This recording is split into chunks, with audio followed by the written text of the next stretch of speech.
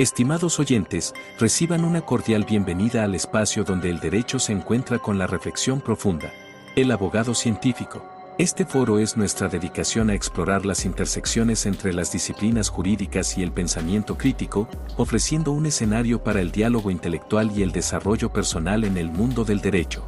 Acompaña a Andrés Arellano en este viaje de indagación y descubrimiento. Cada capítulo está diseñado para profundizar en cómo el razonamiento analítico influye y fortalece nuestras prácticas legales, desafiando las convenciones y fomentando un entorno de aprendizaje basado en la comprensión y el razonamiento lógico. El abogado científico se compromete a ser una ventana a la exploración de conceptos jurídicos a través de la lente de la metodología y filosofía científica, con un fuerte enfoque en el análisis crítico y la evidencia. Este enfoque nos permitirá abordar temas desde una perspectiva única, desentrañando las complejidades del derecho y promoviendo una práctica legal más reflexiva y fundamentada. Así, los invito a embarcarse en esta aventura de conocimiento, donde juntos exploraremos los principios que forman la esencia de la abogacía. Prepárense para un viaje hacia la comprensión profunda y el enriquecimiento intelectual. Bienvenidos a El Abogado Científico. Hola, ¿qué tal? Bienvenido al podcast. Vamos a continuar con el método de estudio de caso. Ya te comenté en el podcast anterior unos conceptos y la estructura de este método de estudio de caso, que se compone de 4 etapas, que es la analítica preparatoria, la identificación y selección de la unidad de análisis, la de campo analítica y de resultados y demostración. En este podcast te voy a hablar de la primera etapa, que es la analítica preparatoria. Es bastante sencillo y bueno, nos va a ayudar a ser un poco más ordenados en el proceso cognitivo de reflexión, al momento de razonar y también al momento de analizar una carpeta de investigación. Esta primera etapa de analítica preparatoria está compuesta por 2 partes, que es la observación y la triangulación de datos. La observación tiene 2 componentes, que viene a ser la identificación de la problemática y la identificación y clasificación de los datos, en donde hacemos una clasificación técnico-metodológica. La observación directa recae sobre la carpeta de investigación y en cada uno de los registros que la integran, así como de los audios y videos y todas y cada una de las audiencias que conforman el proceso penal. Esto incluye la carpeta administrativa que está en el juzgado de control. Esta, como te dije, tiene como subcomponentes la identificación de la problemática, en la cual se describen las condiciones iniciales del hecho y la calificación jurídica, siendo estos 2 de suma importancia porque es donde obtenemos la respectiva problematización del caso, ¿sí? Por su parte, la identificación y clasificación de los datos conlleva una clasificación técnico-metodológica de los datos y por último necesitamos realizar una triangulación. Para poder llevar a cabo esto, esta primera etapa, pues se requiere realizar preguntas primarias que son muy básicas y las cuales se enseñan en cualquier curso, diplomado de teoría del caso, ¿sí? Incluso de actos de investigación. Estas preguntas primarias básicas, que son absolutamente de cualquier método y de cualquier ciencia, es el qué, cuándo, dónde, quién, por qué. La identificación de la problemática, por su parte, que viene a ser el contexto, se extrae de la formulación de imputación y la calificación jurídica del hecho con en la audiencia que lleva el mismo nombre, ¿no? Pues en la audiencia de formulación de imputación, ahí se da a conocer el hecho y la calificación jurídica, ¿no? Sin embargo, se sabe que estos son parciales, o sea, se sabe que esos hechos ya están sesgados, ya van parcializados porque los expone un fiscal y tomando solamente en cuenta aquellos registros de investigación que incorpora como datos de prueba que acreditan la existencia del hecho y de la posible responsabilidad del cliente. Entonces, las circunstancias de tiempo, modo, lugar y ocasión y la calificación jurídica son componentes de las condiciones iniciales del hecho y en consecuencia pues de la problematización del caso, ¿sí? Creo que esto se viene sobreentendiendo. Ahora bien, una vez comprendido esto y ya que se tiene el acceso a la carpeta de investigación y videos de las audiencias y demás datos como la carpeta administrativa, comenzamos a realizar las primeras preguntas que enseñan, como ya te dije, en cualquier facultad de derecho, curso o diplomado, que son qué sucedió, dónde sucedió, cuándo sucedió, cómo sucedió, quién intervino, por qué. ¿Qué, cómo, cuándo, dónde, quién, por qué? Estas nos darán el contexto en el que se desarrolló la conducta según la investigación del fiscal. Por otro lado, y tal y como se verá más adelante en los siguientes podcasts, las siguientes preguntas que se hagan, y déjame te lo recalco, las siguientes preguntas que se hagan tienen como base de cuestionamiento el qué, el dónde, el cuándo, el cómo, el quién y el por qué.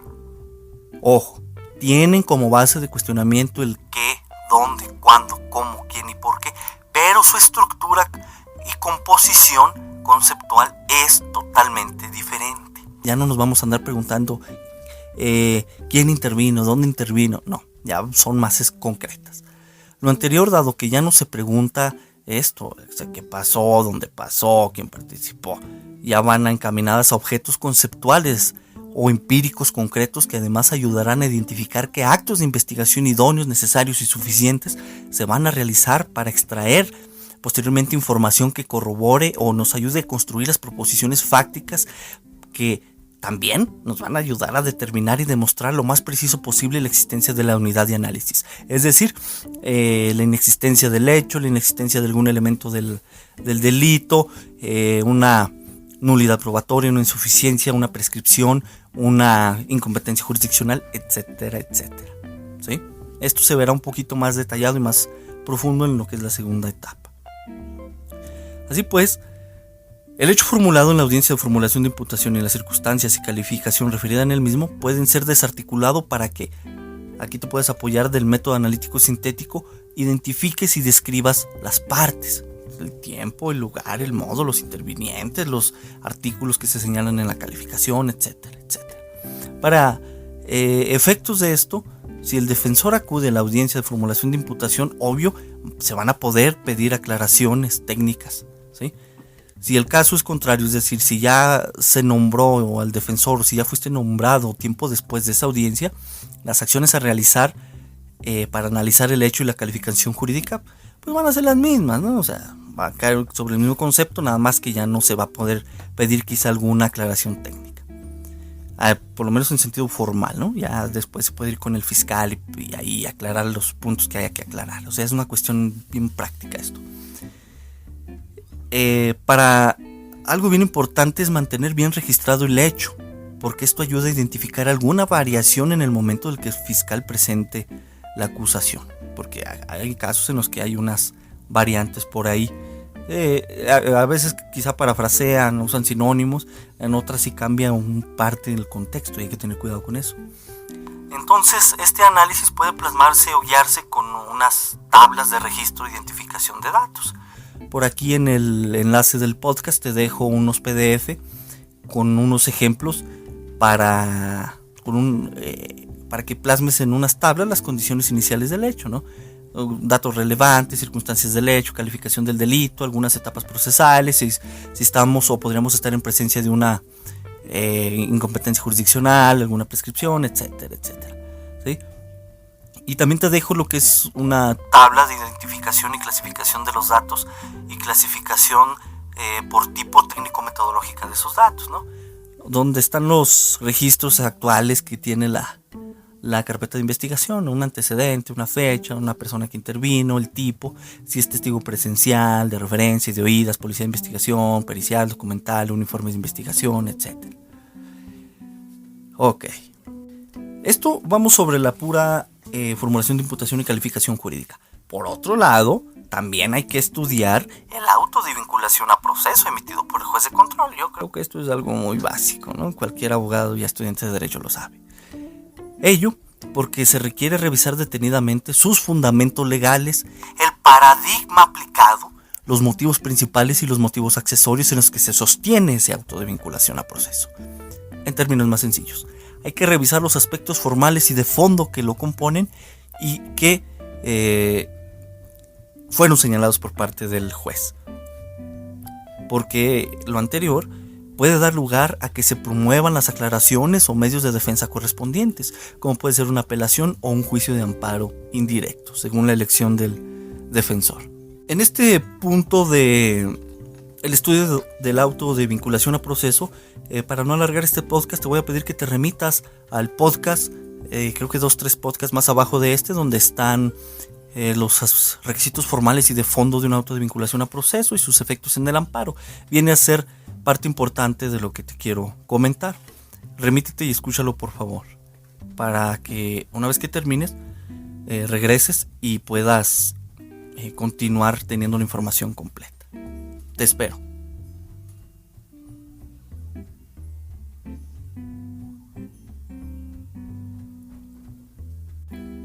Muy bien, voy a asumir que ya fuiste a escuchar ese podcast. Ahora vamos a continuar con lo que es la triangulación de datos. Para la triangulación de datos se requiere tener como mínimo identificado el hecho, sus circunstancias básicas, la calificación jurídica y las proposiciones fácticas propiamente realizadas por el fiscal al enunciar el hecho. Cabe recordar que el hecho no es el hecho en sí mismo, tal como aconteció, es un conjunto de proposiciones organizadas de manera lógica y consecuente según las circunstancias básicas que contiene todo hecho penalmente relevante, circunstancias de tiempo, modo, lugar, ocasión. Por ello, ese hecho penalmente relevante, al ser formalmente un conjunto de proposiciones de carácter fáctico, puede descomponerse en n cantidad de proposiciones fácticas según la cantidad de víctimas, autores, partícipes, instrumentos y delitos imputados, etc. Resulta de mucha utilidad realizar el anterior ejercicio, descomponer ese hecho en sus proposiciones. Para tales efectos, tú puedes ahondar en diversos autores según sea tu gusto. Es algo bastante sencillo de realizar desde el punto de vista propio, ya con experiencia que he llevado a cabo en esto, ¿verdad? No te estreses por esa parte. Ahora, en metodología de investigación y en investigaciones científicas, según nos dice Martínez Carrazo, el principio de triangulación resulta fundamental para efectos de poder sustentar tanto conclusiones como argumentos. Por ello, es necesario contar con múltiples fuentes de datos y verificar la relación entre ellos según la perspectiva que se aporte en cada uno, buscando identificar si resulten útiles para entablar una convergencia explicativa a los efectos causados en el objeto de estudio. Esto es bien importante. Mira, según nos dice Wilmer Orlando López González en su paper Estudio de Casos, una vertiente para la investigación educativa, la triangulación sirve para clarificar el significado, identificando diferentes maneras a través de las cuales es percibido el fenómeno, ¿sí? Es decir, vamos a ver cómo se vio una circunstancia de tiempo desde la perspectiva de un testigo, de un perito, de un documento como puede ser una videograbación, ¿sí? Entonces, así ya tenemos puntos de contraste, lo que dijo el testigo contrastado con lo que dijo el perito, contrastado con lo que está en el video. Eso es la triangulación en términos sencillos, ¿sí? Así desarrollamos proposiciones fácticas, desarrollamos una creencia razonablemente justificada, ¿sí? en datos. Cuando algo no nos convence, hay que obtener más datos, hay que obtener más información para poder triangular, ¿sí? El principio de triangulación nos puede hacer caer en que necesitamos 3 datos de un mismo tema, 3 datos de tiempo, 3 datos de circunstancias, 3 datos de lugar, 3 datos de personas. Es válido creerlo, sí, pero hay algo que se llama punto de saturación. No nada más pueden ser 3, pueden ser 5. Entre más tengamos información en relación a lo que queremos saber, es mejor. Que llegamos a un punto de saturación y ya nada más de ahí elegimos los que más idóneos, pertinentes en términos jurídicos correspondan, ¿sí? A esto se refiere el principio de triangulación explicado de manera muy concreta. En el presente método que te expongo se retoma dicho principio y es fundamental para buscar mantener una validez interna en el mismo y no partir de puras creencias subjetivas, porque sirve o nos sirve como regla cognoscitiva en el pensamiento como defensores en torno a que se mantenga estrecha relación y aplicación con el principio del derecho que se señala que el que afirma está obligado a probar. Entonces ahí tenemos una relación jurídica metodológica bien interesante. Ahora bien, como un primer momento de su aplicación viene a ser en el análisis tanto del hecho como de la carpeta de investigación que ha sido integrada por el fiscal, vale la pena desentrañar la aplicación del mismo y crear una imagen mental de los datos que se van estudiando, ¿sí? Y a ir diciendo ir creando nosotros, al ir observando, analizando, con qué se corrobora tal dato contenido en un registro de investigación, tal dato en sentido metodológico, tal contenido informativo sobre el hecho, ¿sí? Porque ya los datos de prueba, ya hay un podcast donde hablo al respecto. Tal dato de información, ¿sí? Cómo se corrobora, esta es una palabra muy común en la jerga jurídica, cómo se corrobora ese testigo con un policía, con otro testigo, con un objeto, con un video, etc. Ese es el ejercicio cognoscitivo que vamos haciendo. Ya luego se plasma documentalmente. Este método, este principio de triangulación dentro de este método de estudio de caso que te propongo tiene un carácter obligatorio, ¿sí? Y la estructura analítica es libre para que tú la realices como quieras, según tu experiencia, según tu punto de vista, pero es obligatorio saber de qué trata y cómo se aplica, y ya su estructura analítica formal pues ya tú la determinas a tu gusto. Es decir, tú vas a decidir como abogado si realizas una tabla para identificar similitudes entre el dicho de 3 testigos o testigos y peritos, o testigos, peritos, policías, o policías, documentos y peritos, etc. La combinación es muy variable según el caso, según la forma en que se vayan triangulando ahí los datos. Igual esto recae en el auto de vinculación, porque el juez hace lo propio al analizar, triangular datos, ¿no? Al decir que lo dicho por fulanito se ve corroborado con sutano y mangano. Ahí se está haciendo una triangulación. Un gran beneficio de conocer, comprender y aplicar este principio de triangulación viene a ser que surge o puede surgir la falta de corroboración objetiva de algunas proposiciones fácticas del fiscal y también de las propias. También ayuda a identificar qué testigo amerita credibilidad en su dicho y cuál podría debatirse. Además, lo interesante del principio de triangulación aplicado en la defensa penal viene a ser que el contenido o fenómeno de estudio recae sobre una proposición fáctica, y el mismo, en esa interrelación, construye contenido probatorio a nivel general para afirmar o refutar la unidad de análisis. Con lo anterior, estimo que queda demostrada la trascendencia del principio de triangulación dentro de este método. Y con esto terminamos lo que es el resumen en su parte esencial de esta primera etapa del método, que viene a ser la analítica preparatoria, donde te dije que tiene componentes que es la observación y la triangulación de datos. En la observación, que recae sobre la carpeta de investigación, los registros que ésta contiene, audios y videos y el auto de vinculación, y a través de todo esto se hace una identificación de la problemática, ¿sí?, del caso. Y luego viene la identificación y clasificación de los datos, donde clasificamos técnico-metodológicamente los datos, si es testigo presencial, si es testigo de vidas, etcétera, etcétera. Y ya con la propia experiencia, al ir realizando la observación, identificación de problemática, identificación y clasificación de datos, cognitivamente vamos haciendo una triangulación de datos, y ya luego se formaliza también, o se puede formalizar en una tablita, qué dicho de un testigo o documento se corrobora con cuál. Esto es lo importante de esta etapa. Bien importante tener un análisis lo más profundo posible, apoyarse del método analítico, siempre es bien importante, el método sintético también, para luego seguir con la siguiente etapa.